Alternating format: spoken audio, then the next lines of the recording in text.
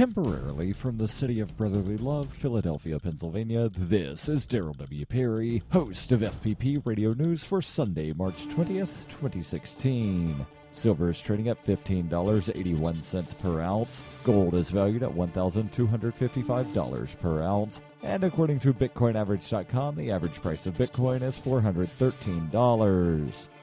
Antiwar.com reports a series of airstrikes against the Islamic State capital city of Raqqa on Saturday have killed at least 39 civilians, and according to some human rights groups, over 40. Dozens were also wounded in the attacks, which the Syrian Observatory for Human Rights attributed to either Russian or Syrian warplanes. The U.S. previously insisted that Russia has not launched airstrikes in a week, though the observatory has continued to report Russian airstrikes regularly throughout the period. Russia is confirmed to still be using artillery shelling and attack helicopters. Attacks against Raqqa tend to cause considerable civilian casualties, whether launched by Syria's allies or the U.S. coalition, and rarely seem to hit anything of significant value to the Islamic State forces themselves. The reports out of Raqqa suggest that at least 5 children were among the slain civilians in the attacks, which hit multiple parts of the city. Neither Russia nor Syria have commented so far on the matter.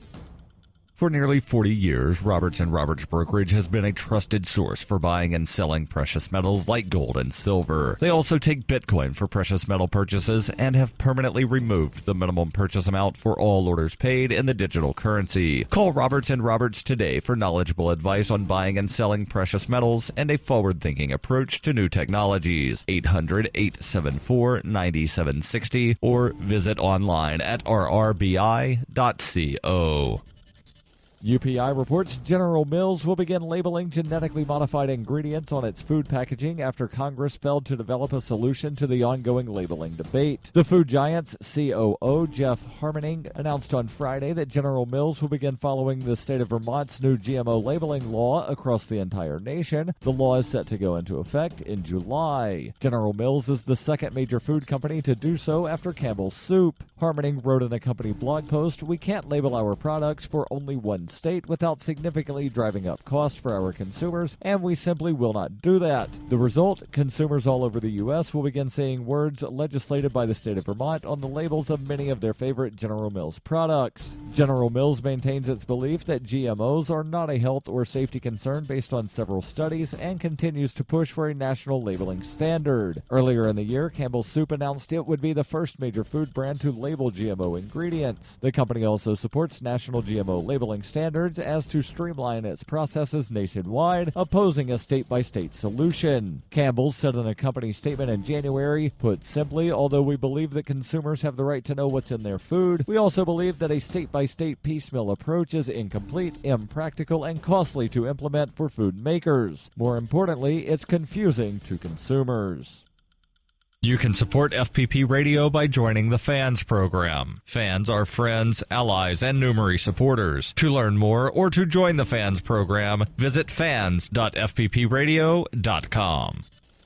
Reuters reports Starwood Hotels and Resorts Worldwide on Saturday became the first U.S. hotel company to sign a deal with Cuba since the 1959 revolution, announcing a multi-million-dollar investment a day before President Barack Obama was due to visit Havana. Starwood will manage and market 2 properties in Havana and signed a letter of intent to operate a third. Such deals would normally be prohibited under the U.S. economic embargo of Cuba, but Starwood received special permission from the U.S. Treasury Department last week. Jorge Giannatasio, chief of Latin American operations, said the deals included a multi-million-dollar investment to bring the hotels up to our standards, making Starwood the first U.S. company to commit major money to Cuba since Fidel Castro and his bearded rebels overthrew a pro-American government on January 1st, 1959. Castro quickly nationalized the tourist industry and made the Habana Hilton the new government headquarters for months. Cuba's tourism industry has boomed since the December 2014 rapprochement with the United States. International visitors rose 17% to a record 3.5 million in 2015, including a 77% increase in American visitors to 161,000. Cuba expects a similar increase in American visitors this year when scheduled airline service will resume despite a continued ban on tourism. Americans are allowed to travel to Cuba for 12 authorized purposes.